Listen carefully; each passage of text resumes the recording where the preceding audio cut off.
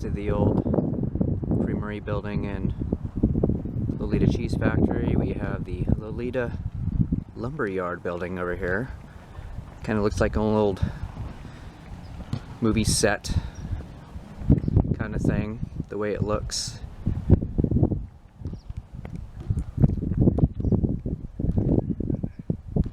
Very historic.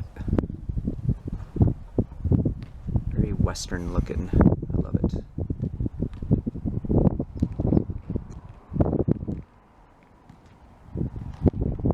Just another one of Loleta's vintage gems.